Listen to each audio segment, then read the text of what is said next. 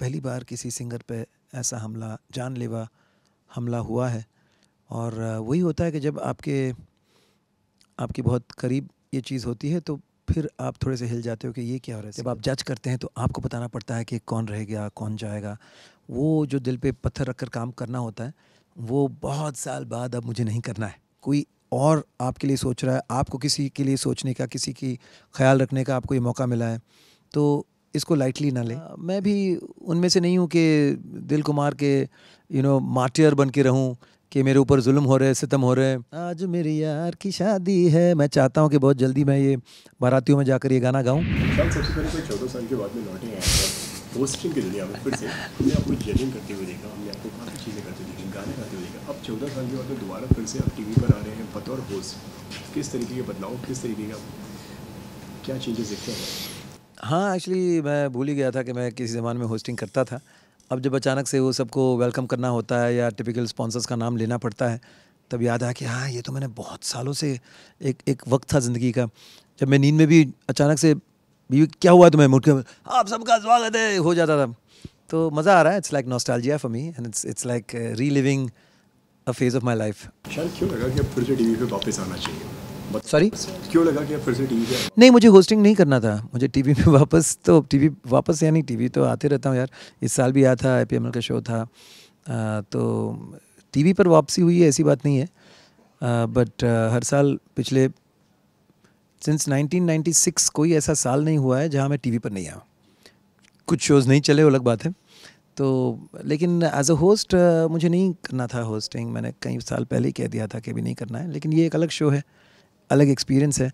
और जब मेरे भाई ने कहा कि आप नहीं करोगे तो मैं छोड़ देता हूँ, अभी ये मुझे पता है छोड़ते तो नहीं, लेकिन जब इतने दिल से कोई एक बात कह देता है तो फिर उसे टालना मुश्किल होता है। जब इतने मेरे करीब के मेरे दोस्त हैं और मैं चाहता हूँ कि उनकी शादी हो।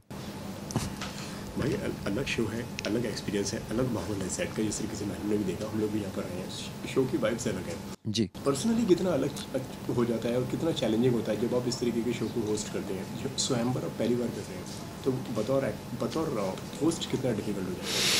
नहीं, ऑनेस्टली कहूँ तो ऐसा कुछ डिफ़िकल्ट तो है नहीं। और रिलेशनशिप की बातें होती हैं। एक्सपीरियंस से आप अपनी जो प्रतिक्रियाएं हैं वो आप सामने रखते हैं। और साथ साथ of course as a host सबसे मतलब अच्छी बात अब मुझे समझ में आ रहा है कि आपको कोई डिसीजन नहीं लेना होता है। जब आप जज करते हैं तो आपको बताना पड़ता है कि कौन रहेगा, कौन जाएगा। वो जो दिल पे पत्थर रख कर काम करना होता है, वो बहुत साल बाद अब मुझे नहीं करना है। मुझे बस रिएक्शन, जो भी डिसीजन ये यार मुझे एक्सपेक्ट नहीं करा था मैं, बस सो आई थिंक होस्ट करना बहुत आसान है अभी। टेलीप्रॉम्प्टर भी है, कानों में बोल देते हैं, तो और क्या, कौन सी बड़ी बात है। शायद अगर शादी को लेकर अगर बात की जाए तो आपकी क्या राय है शादी पे? आप किस तरीके की सोच रखते हैं शादी पर? नहीं, शादी अगर आपको करना है तो आप करें और पूरी ईमानदारी के साथ करें। Whenever you ready, whenever both of you ready. Honestly कहूँ तो कोई रेडी कभी होता ही नहीं है, लेकिन अगर कोई एक रेडी है तो you have to back yourself on that कि हाँ ये सही होगा। सबसे इम्पॉर्टेंट डिसीजन है किसी की ज़िंदगी का शादी करना, लेकिन ज़्यादातर ही हम उसे बहुत ही लाइटली कर लेते हैं विम में। मैंने भी ऐसे ही किया था, लेकिन आई गॉट लकी कि things really fail in place. शादी बहुत अच्छी हुई, चली। बस एक बार आपने शादी कर लिया, उस इंस्टीट्यूशन को आपको रिस्पेक्ट करना है। जब उससे आपको इतने मतलब एक स्टेबिलिटी मिलती है, आपको कहीं ना कहीं कोई और आपके लिए सोच रहा है, आपको किसी के लिए सोचने का, किसी की ख्याल रखने का आपको ये मौका मिला है, तो इसको लाइटली ना ले, इसको बहुत ही दिल से निभाएं। शायद इस तरह के कॉम्प्लीमेंट्स को किस तरीके से देखते हैं आप, जहाँ लड़कियाँ बोलती हैं कि मुझे लड़का चाहिए श्याम जैसा, और मीका जी बोलते हैं कि उनको वाइफ चाहिए एक राधिका जी ऐसी और गिन्नी जी ऐसी जो वैसी क्वालिटीज़ रखती हो। तो आप क्या कहना चाहेंगे? नहीं, अब तो शादी हो गई है यार, इसके बारे में मैं क्या सोचूं और क्या इसके लिए मैं थ्रिल्ड हो जाऊं कि अरे यार मेरे जैसा ही तो चाहिए ना। तो कौन सी क्वालिटी है जो इतनी डिमांड हो रही है? पता नहीं, शायद क्योंकि सक्सेसफुल मैरिज रही है, मैं कभी कंट्रोवर्सीज में नहीं रहा हूँ। अब बिना वाइफ कुछ भी मेहनत कर ले वो अलग बात है, हस्बैंड फेथफुल है यही बहुत है तो मैं उस तरह से रहा हूँ। लेकिन ऑफ कोर्स बहुत अच्छी भी मिली है, शायद उस वजह से ये सब कुछ हो पाया है, वरना मैं भी उनमें से नहीं हूँ कि दिल को मार के मार्टियर बन के रहूँ कि मेरे ऊपर जुल्म हो रहे, सितम हो रहे हैं, लेकिन फिर भी बस मैंने प्यार कर लिया तो बस मैं उस प्यार को निभाते रहूँगा। ऐसे भी लोग होते हैं, मैसोकिस्ट्स जिसे कहते हैं, होते हैं, कितने भी तो कर ले सितम हंस हंस के सहेंगे हम। तो मैं तो वैसा नहीं हूँ, लेकिन कोई सितम से ज़्यादा करम ही हुए मेरे ऊपर। शर्मा जी, अभी हाल ही में जो केस हुआ, जो सिद्धू मूसेवाला जो उनके साथ में जो हुआ, उस पर आप क्या राय रखते हैं, क्या कहना चाहेंगे आप? कितना इफ़ेक्ट करती हैं सारी चीज़ें जब आप शूट कर रहे होते हो और इस तरह की चीज़ें होती हैं?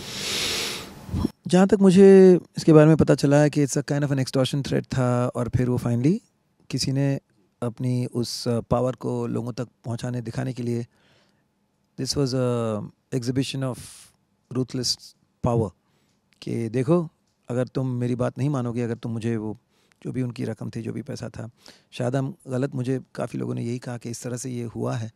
तो इस तरह की चीज़ें बिल्डर्स पे हो रही हैं, इस तरह की चीज़ें होती आई हैं, पॉलिटिशियंस पर होते आई हैं, कई लोगों पर होते आई हैं। आई थिंक पहली बार किसी सिंगर पे ऐसा हमला, जानलेवा हमला हुआ है। और वही होता है कि जब आपके बहुत करीब ये चीज़ होती है तो फिर आप थोड़े से हिल जाते हो कि ये क्या हो रहा है। सिंगर को बेसिकली जान ले लिया। हम तो एंटरटेन करते हैं, हम तो किसी की चीज़ें में रहते नहीं हैं। तो इसके तह तक तो मैं नहीं गया हूँ। और everything is a personal story. वो तो हम बस उसको एक जनरलाइज कर लेते हैं।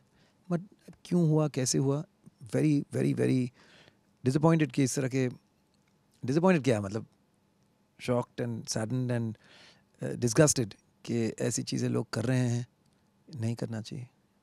शर्मा जी, लास्टली जाते जाते दर्शकों से क्या कहना चाहेंगे, और एक लाइन जो मीका को आप डेडिकेट करना चाहें उनकी शादी के लिए या उनके स्वयंवर के लिए? आज मेरी यार की शादी है। मैं चाहता हूँ कि बहुत जल्दी मैं ये बारातियों में जाकर ये गाना गाऊँ और खूब नाचूँ मेरे यार की शादी में। और वो बहुत ही मतलब बहुत ही दिल से इस स्वयंवर का ये जो रचा गया है उनके लिए, दिल से इस चीज़ को वो खेल रहे हैं तो नहीं कहूँगा, निभा रहे हैं, जी रहे हैं। So I wish him all the best.